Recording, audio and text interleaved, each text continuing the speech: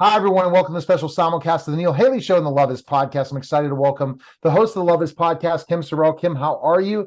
And you know what? We're really going into a different direction in this episode, but he is just fascinating, isn't he? Our guest. Absolutely. Pete Turner, a I was a real life spy for years, over 1,000 missions.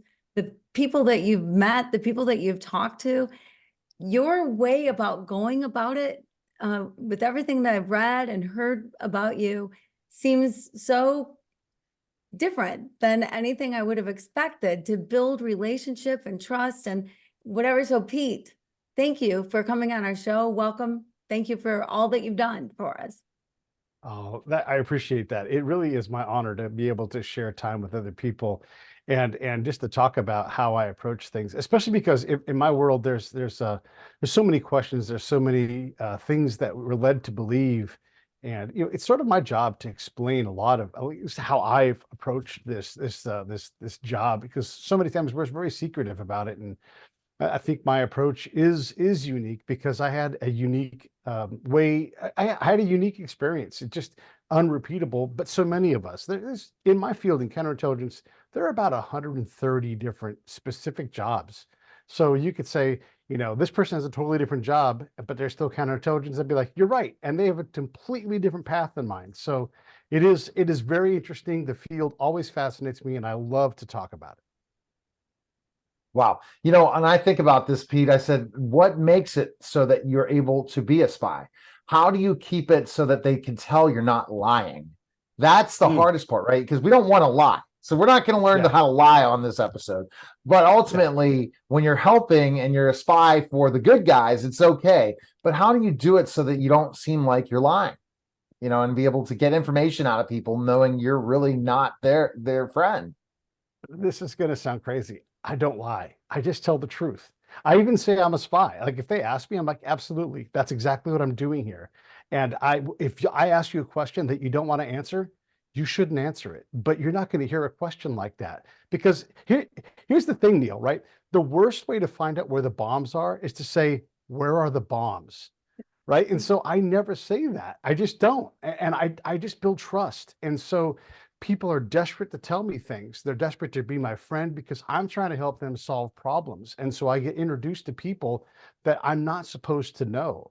And it happens over and over and over again. I didn't start out this way. I had to learn how to do it. But that really is the truth is I work on building trust to expand my network, and I let them do all of the hard work. And I have mastered that part of the job through a lot of repetition, a lot of failure, a lot of mistakes for sure. But that's it. That's the whole thing is I build trust when nobody else thinks about that. I don't worry about threat. I don't focus on threat.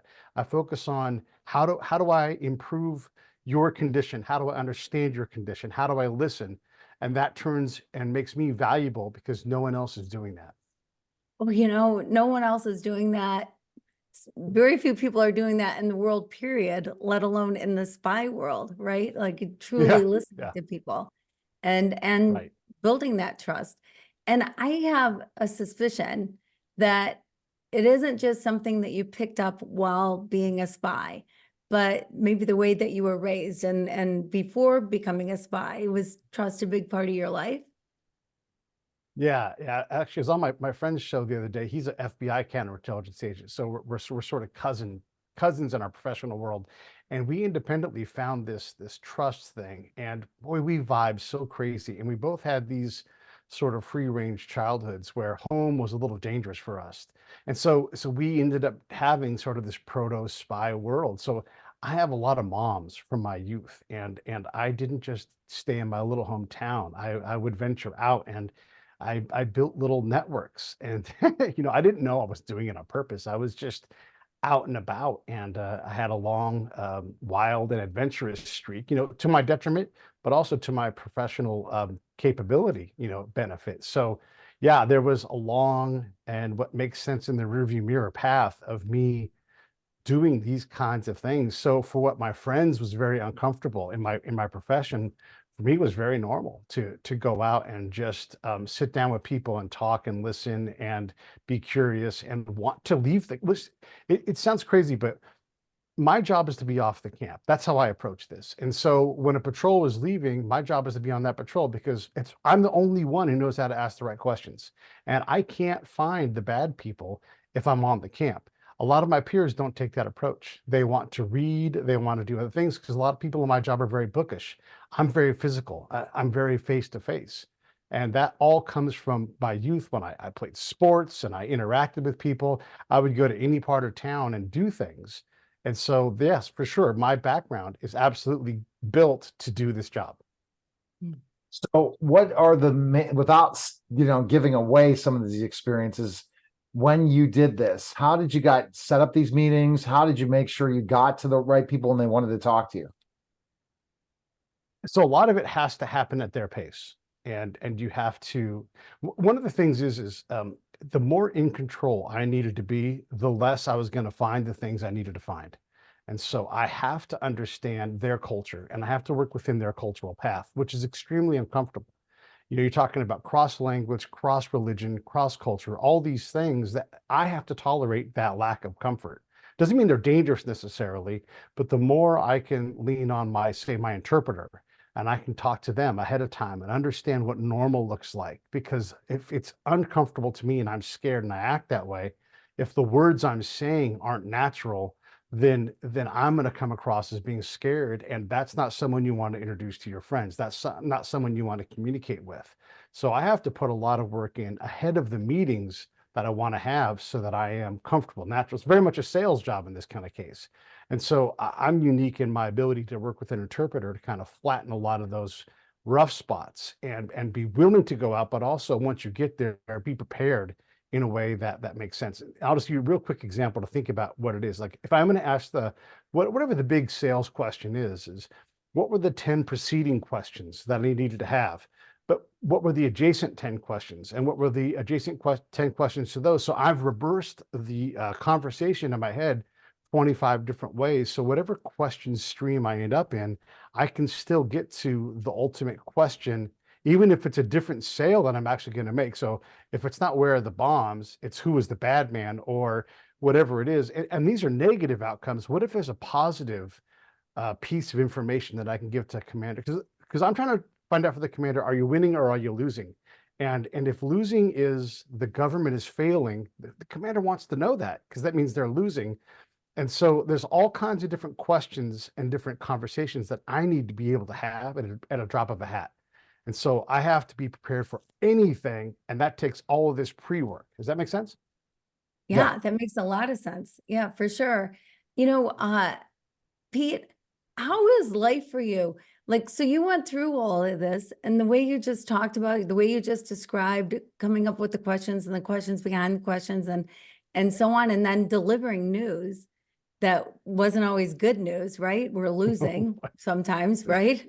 Yeah. So how does that affect you mentally? Like you just seem like this happy-go-lucky guy who Yeah. was a spy, for goodness sake. And how has it affected you? It is really hard. And you are using a key word in everything. So the Army, and I'm saying the Army, really Americans, but the Army who I work for and with, they love the word effect, right? Because if you drop a bomb, what happened? Oh, it killed these bad guys. It blew up this building. It killed this piece of machinery.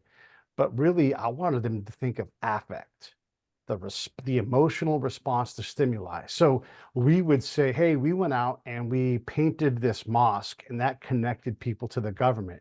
And I would go, really? Okay, let me go there 2 weeks later and let me see if that's true.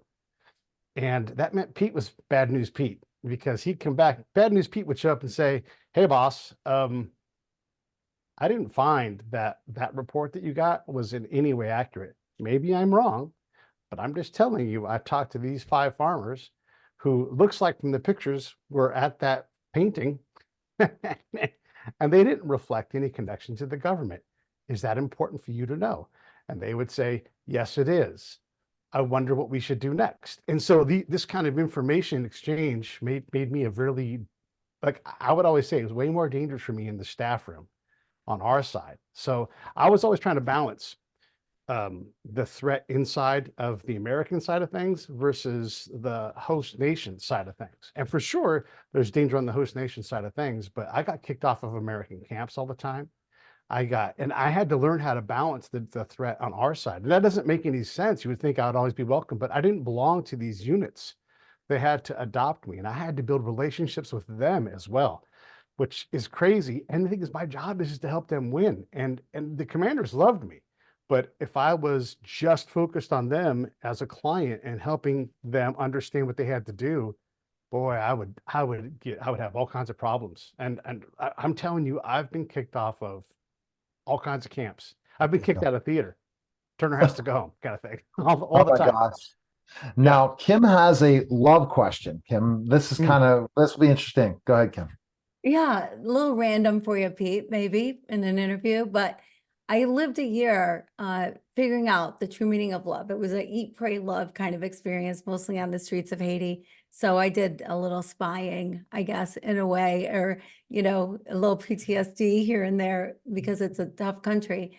But the things that I found out about love just blew my mind and rocked my world. And I'm curious, how does love play a part? Because love isn't something you hang up when you get home, right? It's part of you. Love is always just part of you. How does that play a role in your work? I think it's essential. It's one of the key emotions that we have to work with. It has to be genuine. They're like battered wives and kids, and they don't give trust easily. They are suspicious, and if you aren't genuine, they sense it. And so you are opening yourselves up. And this is one of the things that's so horrible when our foreign policy is aligned with the ground truth where I'm at. And then our foreign policy flips and runs away from them. I own that relationship. I own that murder that's going to happen to that person. I own those people, and they're with me forever.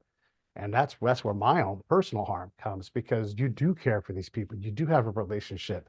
And a lot of these people, I do believe I could go and see them if they're alive again, and they would care about me because I wasn't lying to them. It makes me emotional talking about it. I do care about all these souls, and a lot of them, they don't exist anymore. And we did turn our backs on them. And I was the face man for all that policy. So yeah, it hurts.